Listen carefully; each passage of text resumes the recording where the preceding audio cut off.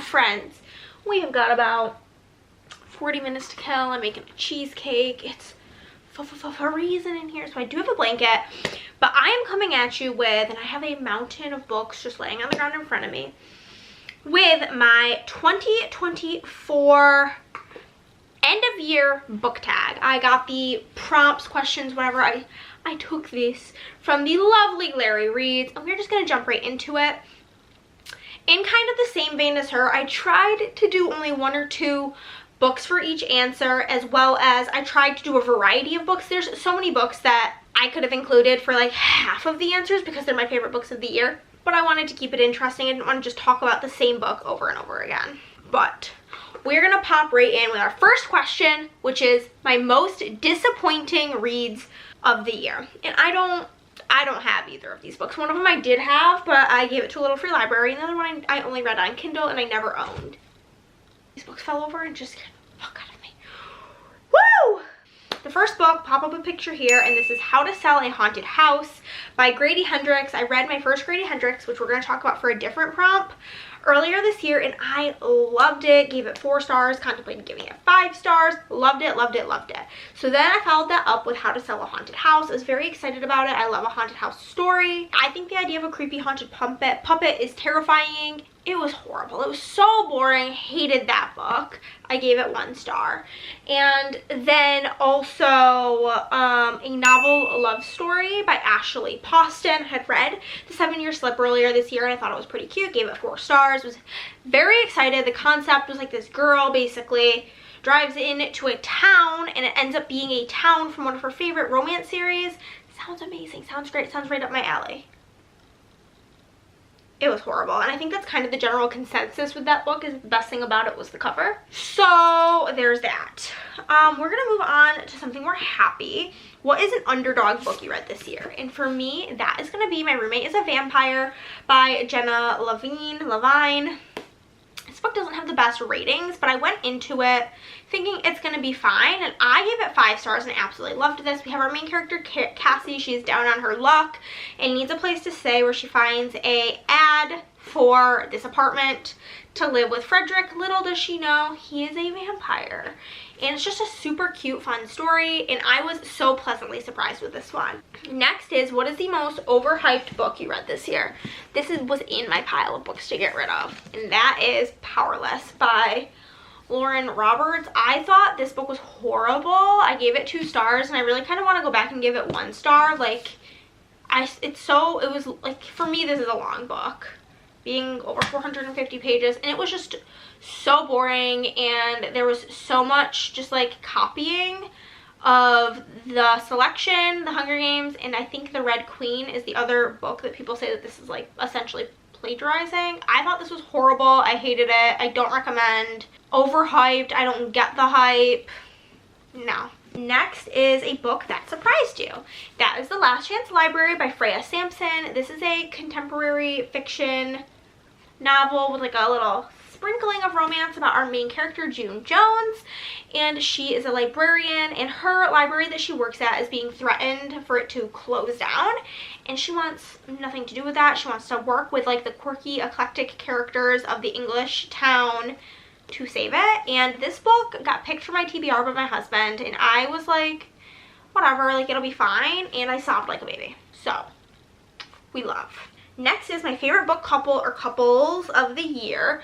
I don't get super attached to couples. I know a lot of people do, which is great. I love that for you. Go off. For me, that's really not usually the journey, but I had 2 that I could think of. The first one that came to mind was Miles and Daphne and Funny Story. Funny Story is my favorite Emily Henry book, which I feel like is kind of like a hot take. I feel like people either love or hate this book, and I fall in the camp of love. I love that Miles is just like a regular dude. He's not a billionaire. He's not like super successful. He's not super charming. He's not overly good looking. He's just a regular dude with a good personality, and I love that. And this book, if you don't know, is about Miles and Daphne, and Miles has a girlfriend named Petra, and Daphne has a fiance named Peter, and Peter and Petra have been childhood best friends. And so Peter goes away for his bachelor party, and Petra goes because it's his best friend.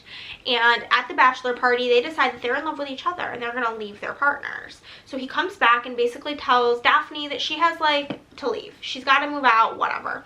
With nowhere to go, she knocks on Miles, Petra's now ex-boyfriend's door, and it's like, hey, buddy, I need a place to live.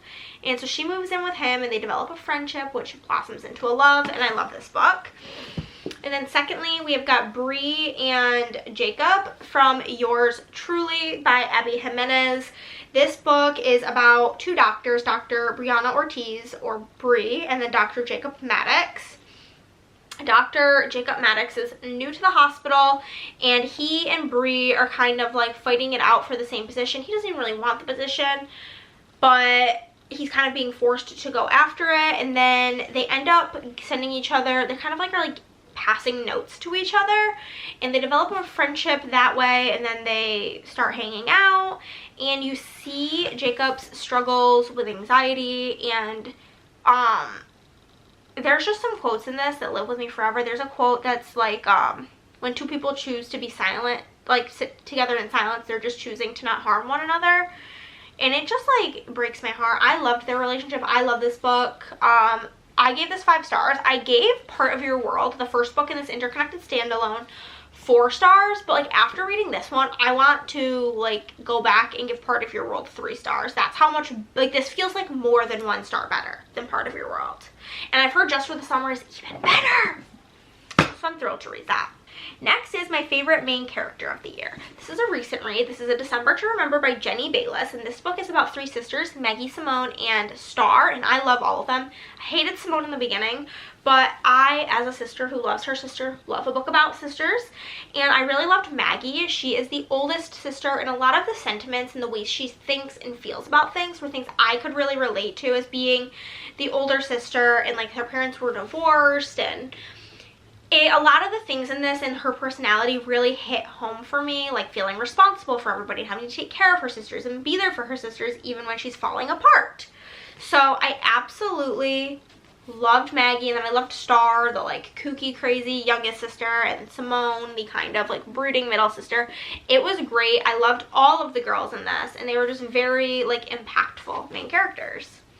Who is an author you discovered this year that you love? Let me see. I have her whole collection right here.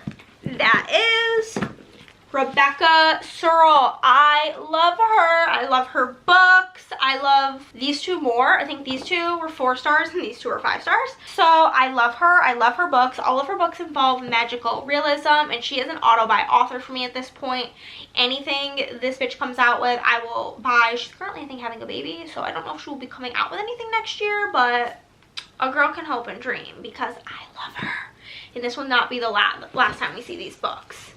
In this video, enough of it didn't work out for me, is Kate Alice Marshall. I think I read both, what are the titles?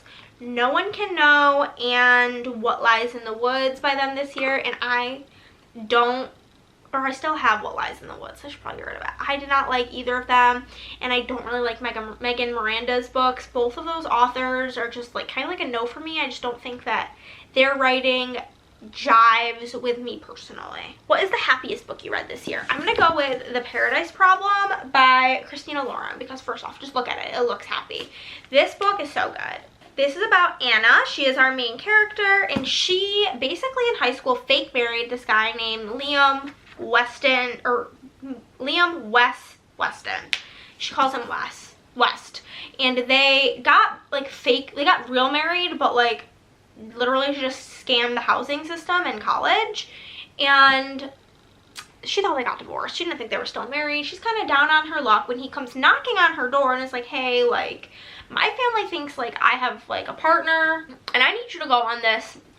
Oh, by the way, I'm like a billionaire. My family owns a grocery store, and I need you to go with me to like my family's private island for my sibling's wedding. I'll pay you $100,000. Let's go. And it was just such a fun time. I love the main character had pink hair. It was so good, so fun. Such just like a fun tropical summer romance. I loved this one. Loved it, loved it, loved it. What is the saddest book I read this year? I think it absolutely is Bright Young Women by Jessica Knoll. It's not like sad in the way that like it made me cry like The Last Chance Library. But if you don't know, this book is about the Ted Bundy murders. However, this book is told from the point of view of the victims, and it never names Ted Bundy in it. It just calls him like the defendant. And like to not give him any more power, and telling the story from the voice of the people who he harmed and whose lives he either took and or ruined was so powerful. Another honorable mention, I don't feel like getting up to get it, is The Butterfly Garden by Dot Hutchinson. That book was horrifyingly sad. It's about a bunch of girls who are essentially abducted and turned into butterflies. We'll leave it at that. But both of those are very heartbreaking tales. Most frustrating read this year. We have to go with a repeat with Powerless. Plagiarism. Not a fan. Moving on. Best book adaptation of the year. I don't really go to the movies. I don't really love movies, like going to the movies. So I didn't see any, so I can't really partake in that question. Then the next question is my favorite covers of books that I read this year. First, we'll go with a book I didn't really like that much, and that is this one, which is Home is Where the Bodies Are by Geneva Rose. I got the Walmart edition with like the UV printed bloody hand. I think that this cover with like the red sprayed edges looking like the VHS tape is epic and beautiful, and I loved it. Love the cover. I gave the book 3 stars because I guessed the twist at 18%. So couldn't give it more than a 3 if that was the case. And then my number one favorite, I think, cover of all time, but I also read this book and gave it 4 stars, and that is My Best Friend's Exorcism by Grady Hendrix. This cover also looks like a VHS tape. We see a theme of what I like. But it's so good with like the 80s vibes. This is about high school friends Abby and Gretchen. They've been friends since 4th grade. After they are like go skinny dipping, Gretchen begins to act differently and she ends up being like possessed, and it's a wild ride. It is a wild ride. Highly recommend. A book you've not stopped thinking about, that is The Measure by Nikki Ehrlich. This is a dystopian book set in the present time where essentially everybody over the age of 22 wakes up one day to a box on their doorstep with their name on it and a string inside, and the string determines how long their life is going to be. And this book is like, I think, the viewpoint of 6 or 7 different characters and how these strings have impacted them. Whether they have a long string, a short string, whether they're in love, looking for love, just fallen out of love, whether they have a great career, no career, in the military. It was amazing. Loved this book. 5 stars. Unpopular books that I loved. I love this question. We have 2. We have One of Us Knows by Alyssa Cole. This is about our main character, Kenitria, or Ken, and she has dissociative identity disorder, or DID, previously known as multiple personality disorder. And they get this position of being a caretaker at a historic home. However, the altar of Ken has been dormant for years and resurfaces while waiting for a boat to go to this historic house, and they're trying to figure out why they're going there, what's going on, and what's happening. Certain altars start to disappear, go dormant, won't talk, won't communicate, try to figure out what's going on, and it was a very wild ride. And then also You Again by Kate Goldbeck. I don't know why this book is hated on. I thought it was really good. I read it in like 2 sittings, and that's pretty good IMO, seeing as it's over 400 pages. I do think it's a little bit long. But we have Ari and Josh, and basically they get off on the wrong foot when Ari basically tells Josh that they are both sleeping with the same girl. Ari is bisexual. We love the representation, and basically throughout the years their paths keep crossing until one point they're both in a really bad place, and they're like, listen, I need a friend. Can you just be my friend? Like, can we just like stop hating each other and be friends? And through this friendship they end up falling in love, and it's very, very cute, and I loved it. I gave it 4 stars. Books I thought that I would love but didn't. I do not own either of these anymore. 1, The Maid by Nita Prose. I just didn't vibe with it, did not like it, gave it 1 star. And then a 2-star here is Rock, Paper, Scissors by Alice Feeney. It's the only Alice Feeney book I've ever read, and it makes me never want to read her books again because I thought that that was just horrible. Next, books with the most unique concept. This is the one where I really couldn't pick, so we have a lot. The one that I forgot about is The 7 Husbands of Evelyn Hugo. I don't want to say too much about this because I don't want to like give anything away, but this is about Miss Evelyn Hugo, and she is like a socialite Hollywood icon, and she wants for this gal Monique to write her story about her 7 husbands. Very interesting. And then all of the other ones involve magical realism, and I feel like anything magical is obviously unique. So we have The Love of My Afterlife by Kirsty Boyce, which is about our main character Delphi, who dies choking on a hamburger. And when she gets to heaven, like when she gets to the afterlife, Merritt, the like afterlife receptionist, gives her like this opportunity to go back to Earth, but she only has 10 days or she's gonna die again, to find this love of her life. Very interesting. This is not a book that I loved, but it is Before the Coffee Gets Cold by Toshikazu Kawaguchi, and this book is basically about a back alley coffee shop in Tokyo where there's a specific seat in the cafe where this ghost lady sits, and whenever she gets up, somebody has the opportunity to sit in the seat and get a cup of special coffee, and they have to drink the coffee before it gets cold, but whenever they take the first sip, they're transported to a different time to meet with somebody, but they only have until the coffee gets cold, and if they let the coffee get cold, they become the new ghost. So that's very interesting. And then we have my slew of Rebecca Searle really quick. One Italian Summer is about a girl whose mother dies of cancer, and right before their trip to Italy, and then whenever she gets to Italy, because she still goes on the trip without her mother, she goes to sleep and wakes up back in time and runs into her 20-something-year-old mother and explores Italy with her. In 5 years, we have our main character Danny, and she's very like type A personality, while her friend Bella is kind of more free-spirited. And basically one night Daphne goes to bed, and then she wakes up in a completely different apartment with a ring on her finger and a totally different man than her boyfriend, and she spends the next 5 years trying to figure out what that was about. My camera's gonna die. I hope this looks pretty much the same.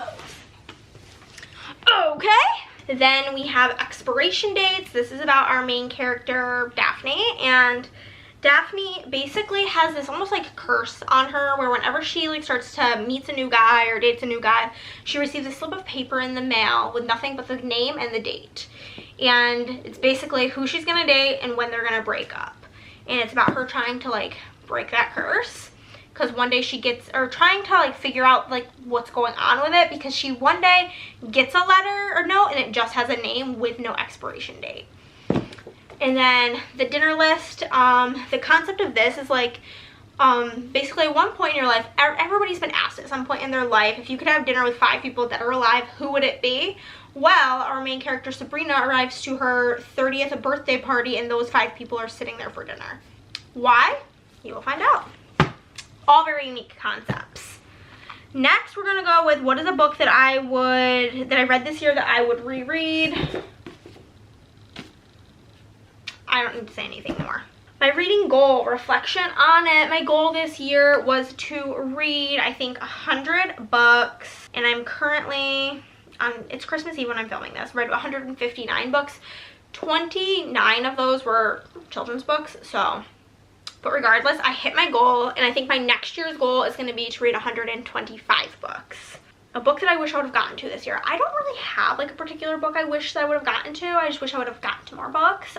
This past month, the month of December, has been really busy work-wise because I do own a small business. If you do not know, I make book journal stickers and planner stickers and stickers in general. And I was working a lot for Black Friday, and then it's just been like a really mentally bad month for me, so I didn't get a whole lot of reading done this month, so I'm just kind of like bummed that I didn't read more. And that's what I'm going to prioritize in the new year. I think for me that is going to be to read more contemporary fiction, because I do tend to rate like pretty much all contemporary fiction that I read really, really high, and to complete or get caught up and like the series that I'm in the middle of, including like the interconnected standalones, and like just get caught up on those things so I don't have all these outstanding series where I like barely remember what's going on because it's been so long since I've read the other ones. But those are my plans, and I tag you to answer these questions. They will be linked down below. And I hope you guys had a wonderful reading year in 2024. I hope 2025 brings you an even better reading year. And that's all for today, folks. Bye.